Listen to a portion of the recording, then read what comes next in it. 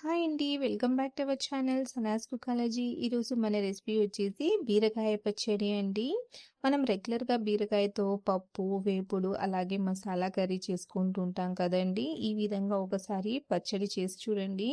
చాలా చాలా అంటే టేస్టీగా ఉంటుంది అండి. ఇది 3 నుంచి 4 రోజుల వరకు నిల్వ కూడా ఉంటుంది.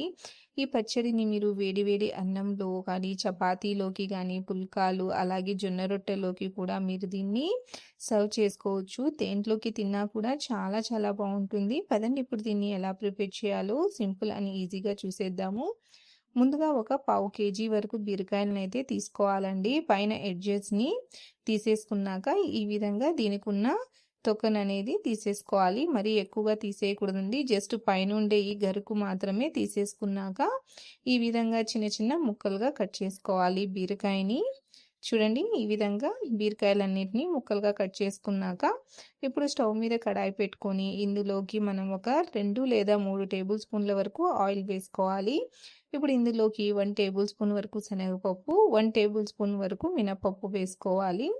ఇప్పుడు వీటిని మనం లో టు మీడియం ఫ్లేమ్ పెట్టుకొని ఈ విధంగా కలుపుకుంటూ లైట్ గోల్డెన్ కలర్ వచ్చేంత వరకు ఫ్రై చేసుకోవాలి. ఇవి కొద్దిగా ఫ్రై అయ్యాక 1 టేబుల్ స్పూన్ వరకు మనము నువ్వుల్ని కూడా వేసుకోవాలి. అలాగే హాఫ్ టేబుల్ స్పూన్ మెంతుల్ని వేసుకోవాలి.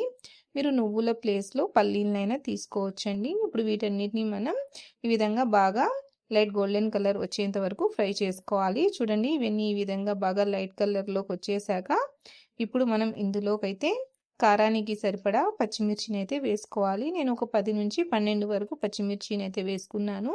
మీరు మీ రుచికి తగినట్లు ఎక్కువ తక్కువైనా కూడా చూసుకొని వేసుకోవచ్చు. మీరు పచ్చిమిర్చి ప్లేస్లో ఎండుమిర్చినైనా కూడా యూస్ చేసుకోవచ్చు. చూడండి పచ్చిమిర్చి అలాగే మినపప్పు, శనగపప్పు, నువ్వులు కూడా అన్నీ చక్కగా ఫ్రై అయిపోయాయండి. ఇప్పుడు వీటిని మనం ఆయిల్లో నుంచి తీసేసుకొని పక్కన పెట్టుకోవాలి. ఇప్పుడు ఆయిల్ మిగిలింది కదండి, దాంట్లో మనం కట్ చేసుకున్న బీరకాయల్ని వేసేసుకోవాలి. మీకు ఆయిల్ మిగలకపోతే ఒక 2 లేదా 3 టేబుల్ స్పూన్ల వరకు ఆయిల్ అనేది యాడ్ చేసుకోండి. బీరకాయ వేసుకున్నాక ఈ విధంగా బాగా కలిపేసుకొని ఒక 2-3 నిమిషాల పాటు ఆయిల్లోనే దీన్ని మనం మగ్గించుకోవాలి.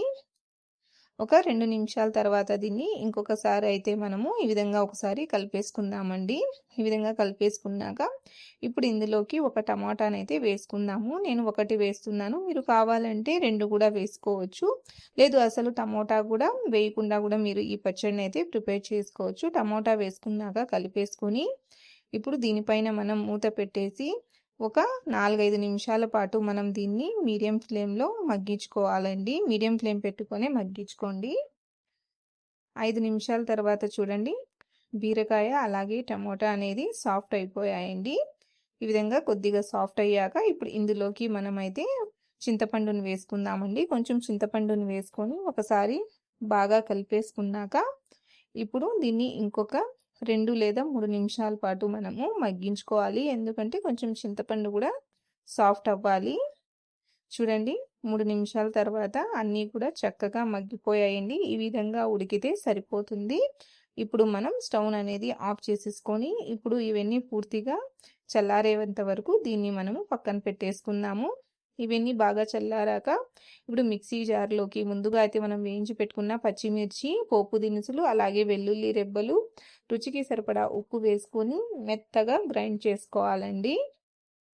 చూడండి ఈ విధంగా మెత్తగా గ్రైండ్ చేసుకున్నాక ఇప్పుడు మనం ఇందులోకి మగ్గించి పెట్టుకున్న బీరకాయ ముక్కలు, టమోటాలని కూడా వేసేసుకొని ఒకసారి బాగా కలిపేసుకుందామండి. ఎందుకంటే ఇది కింద జారికి అతుక్కొని ఉంటుంది కాబట్టి కొంచెం ఈ విధంగా కలుపుకొని తర్వాత గ్రైండ్ చేసుకుందాము.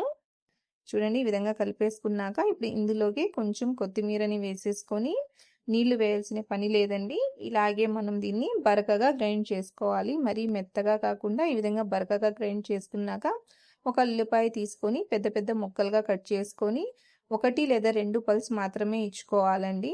మరి ఎక్కువగా అయితే మనం దీన్ని బ్లెండ్ చేసేయకూడదు. చూడండి ఉల్లిపాయ ముక్కలు అనేది ఈ విధంగా ఉండాలి, పెద్ద పెద్ద ముక్కలుగా. ఇప్పుడు దీంట్లో పోపు పెట్టుకుందాము. ఇందుకోసం స్టవ్ మీద కడాయి పెట్టుకొని ఒక 2-3 టేబుల్ స్పూన్ల వరకు ఆయిల్ వేసుకొని పోపు దినుసులు అయితే వేసుకోవాలండి. ఇప్పుడు ఇవి కొద్దిగా ఫ్రై చేసుకోవాలి. చూడండి ఇవి ఈ విధంగా కొద్దిగా ఫ్రై అయ్యాక ఇప్పుడు ఇందులోకి మనం కరివేపాకును కూడా వేసుకొని ఫ్రై చేసుకోవాలి.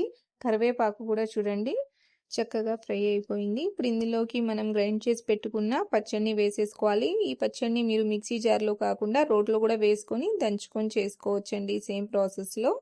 ఇప్పుడు ఈ విధంగా పచ్చడి వేసేసుకొని ఒకసారి బాగా కలిపేసుకోవాలండి. మంటని లో ఫ్లేమ్‌లో పెట్టుకొని కలుపుకోండి. అంతేనండి. ఎంతో రుచిగా ఉండే మన బీరకాయ పచ్చడి అనేది రెడీ అయిపోయిందండి. ఇప్పుడు దీన్ని వేడి వేడిగా సర్వ్ చేసేసుకోవడమే. చూడండి ఎంత పర్ఫెక్ట్‌గా వచ్చిందో. అలాగే చూస్తూ ఉంటే చూడండి నోరు ఊరుతోంది గదండీ! టేస్ట్ కూడా చాలా చాలా బావుంటుందండి. ఈ పచ్చడిని మీరు వేడి వేడి అన్నంలో కాస్త నెయ్యి వేసుకొని తింటే చాలా చాలా బావుంటుందండి. అన్నంలోకే కాదండి. ఈ పచ్చడిని మీరు చపాతీ, పుల్కాలు, జొన్న రొట్టెలు, రాగి రొట్టెలు దేంట్లోకైనా కూడా ఈ పచ్చడి అనేది చాలా చాలా బావుంటుంది. మీరు కూడా తప్పకుండా ట్రై చేసి చూడండి. మీకు ఈ రెసిపీ ఎలా అనిపించిందో నాకు కామెంట్‌లో తెలియచేయండి. వీడియో నచ్చినట్లయితే లైక్ చేయండి, షేర్ చేయండి. అలాగే నా ఛానల్‌ని సబ్స్క్రైబ్ చేసుకోండి. Thanks for watching.